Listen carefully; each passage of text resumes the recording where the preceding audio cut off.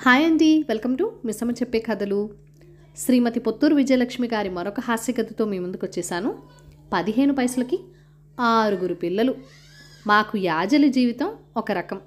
అక్కడ తాతయ్యకి అమ్మ ఒక్కరితే, అమ్మకు మేమిద్దరం, ఇస్తాకు పొడి అన్నట్లు. గుంటూరులో మా నాన్నగారికి 3 తమ్ముళ్ళు 2 చెల్లెళ్ళు. నాన్న పెద్ద. వీళ్ళందరి పిల్లలు కలిపి చాలామందిమి. ఇది మా తాతయ్య గారి కుటుంబం. ఆ తాతయ్య గారు 4 అన్నదమ్ములు, 4 ఇల్లులు వరుసగా ఉంటాయి.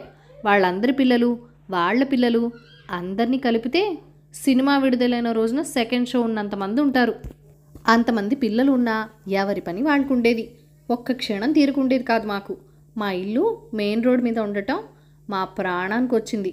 మా పెద్దవాళ్ళు తెల్లవారడం ఆలస్యం మమ్మల్ని రోడ్డు మీదకి తోలేవాళ్ళు.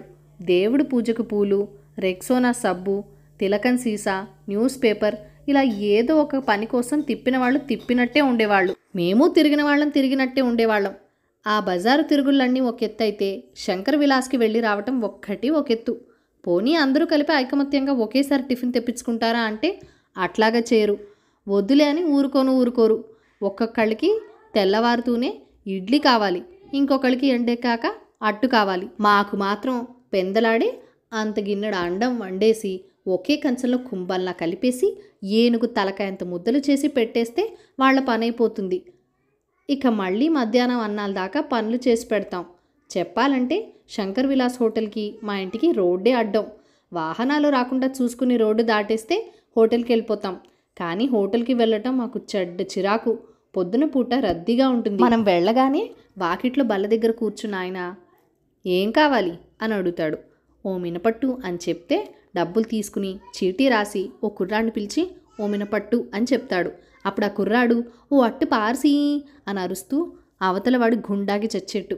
ఆ కుర్రాడు ఎంత గట్టిగా అరిచినా చెప్పినా ఆ అట్టు తీరిగ్గా ఎప్పుడో దాని ఇష్టం వచ్చినప్పుడు వస్తుంది. అంతదాకా హోటల్ వాకిట్లో ఏడవాలి. ఎవరో తెలిసిన వాళ్ళు కనబడి టిఫిన్కి వచ్చావా అని అడుగుతారు. హోటల్కి టిఫిన్కి కాకపోతే పేరంటానికి వస్తారా ఎవరైనా?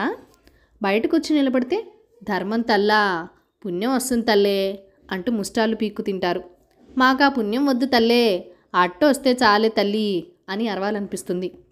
ఇంత అవస్థపడి అట్టు తీసుకెళ్ళి ఇంట్లో ఇచ్చేసి అమ్మయ్య అనుకునేసరికి మరొకరు సిద్ధం. హోటల్కి వెళ్ళి ఓ ప్లేట్ ఇడ్లీ తెచ్చి పెడతావా అమ్మా, మా తల్లి కదూ మా అమ్మ అంటూ బతిమలాడితే కాదని ఎలా అంటాం? మళ్ళీ ప్రయాణం. ఎందుకు ఇన్నిసార్లు తిరుగుతారు, అన్నీ ఒకేసారి తీసుకెళ్ళొచ్చుగా అంటాడా హోటల్ ఆయన. బాగానే ఉంది, మాకు లేని బాధ మీకెందుకు, కావలిస్తే అట్టుకోసారి పచ్చడికోసారి తిరుగుతాం అంటాం. మన గుట్టు బయట పెట్టుకోకూడదుగా. ఆయన చూస్తే మాకు చిరాకు, మమ్మల్ని చూస్తే ఆయనకి చిరాకు. దానికి తోడు డబ్బుల సమస్య ఒకటి. అనాలు బేడాలు పోయి పైసలు వచ్చేసాయి. బేడాకి 12 పైసలు. మా పెద్దవాళ్ళకేమో సమయానికి 2 పైసలను నాణం దొరక్కపోతే 10 పైసలు ఇచ్చి పర్వాలేదులే అని పంపిస్తారు. వాళ్ళకి పర్వాలేదు కానీ హోటల్ ఆయనకి బోల్డ్ అంత పర్వా ఉంది. ముందు 4 రోజులు ఇచ్చి ఆ తర్వాత ఖచ్చితంగా 12 పైసలు ఇస్తే కానీ టిఫిన్ ఇవ్వనని చెప్పేశాడు. చిల్లర శ్రీ మహాలక్ష్మి అట. ఏం చేయను, అదృష్టవశాత్తు ఆవాళ నాతో మా చెల్లెలు కూడా ఉంది. ఇద్దరం వెనక్కి వచ్చేద్దాం అనుకుంటూ ఉండగా బల్ల దగ్గర మా ఇంకో చెల్లెలు కనిపించింది.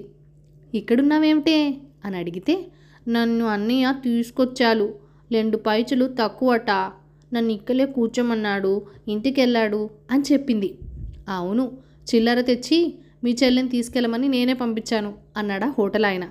అయితే ఇకనే దీన్ని ఉంచుకోండి, నేను వెళ్ళి డబ్బులు తీసుకొస్తా అని ఇడ్లీలు పట్టుకెళ్ళాను.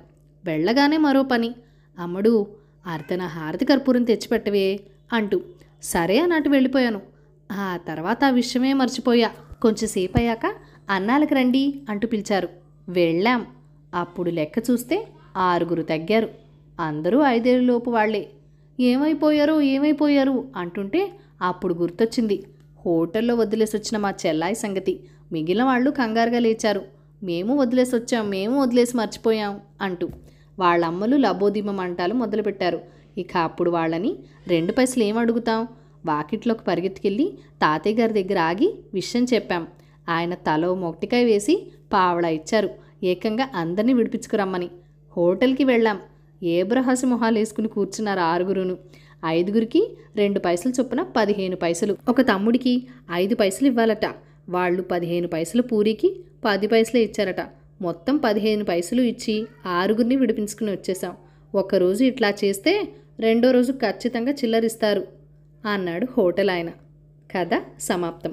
ఈ కథను లైక్ చేయండి, షేర్ చేయండి. మన ఛానల్ని ఫస్ట్ టైం చూస్తున్నట్లయితే కనుక సబ్స్క్రైబ్ చేసుకొని ప్లీజ్ మీ సపోర్ట్ ఇవ్వండి. మీ అమూల్యమైన ఫీడ్బ్యాక్ అండ్ సజెషన్స్ నాతో కామెంట్ సెక్షన్లో కూడా షేర్ చేసేయండి. Thank you for watching. Bye bye.